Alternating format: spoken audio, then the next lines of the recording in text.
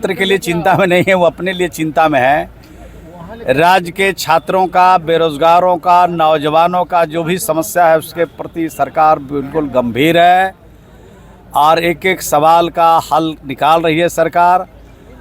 और ये जो पॉलिटिकल पार्टी के नेता लोग हैं वो बेचैन हैं, वो बच्चों के भविष्य को बर्बाद करने के लिए उनको सड़कों पर उतारते हैं।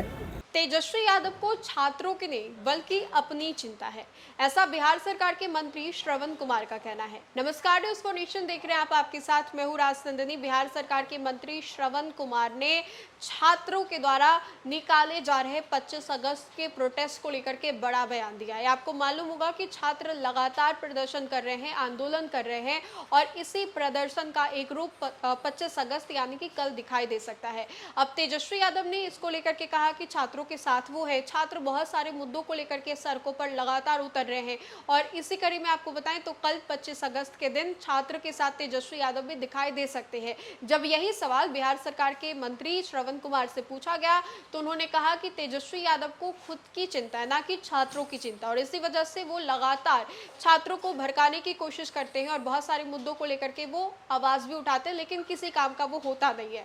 अब इसके अलावा आपको बताएं तो छात्र लगातार प्रदर्शन कर रहे हैं, आंदोलन कर रहे हैं, बीपीएससी को लेकर के हो, बीएसएससी को लेकर के हो या फिर अन्य परीक्षाओं में लगातार हो रही धांधली को लेकर के हो। बिहार सरकार के मंत्री श्रवण कुमार ने तेजस्वी यादव के ऊपर बड़ा हमला करते हुए क्या कुछ कहा, ये हमने आपको सुनाया, तो हम दोबारा से उनके पूरे बयान के साथ आपको छोड़े जाते हैं।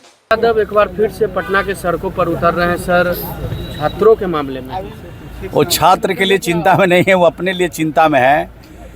राज्य के छात्रों का, बेरोजगारों का, नौजवानों का जो भी समस्या है उसके प्रति सरकार बिल्कुल गंभीर है और एक एक सवाल का हल निकाल रही है सरकार। और ये जो पॉलिटिकल पार्टी के नेता लोग हैं वो बेचैन हैं, वो बच्चों के भविष्य को बर्बाद करने के लिए उनको सड़कों पर उतारते हैं। मैं समझता हूँ कि बच्चों से मैं अपील करता हूँ कि इनके झांसे में नहीं पड़े। कल भी देखी कि बड़ी रोज़गार का काम कल मुख्यमंत्री के कर कमलों से हुआ है और उसके कबल भी पब्लिक सर्विस कमीशन से नियुक्त किए गए हैं, उसके कबल भी जीविका से नियुक्ति हुई है।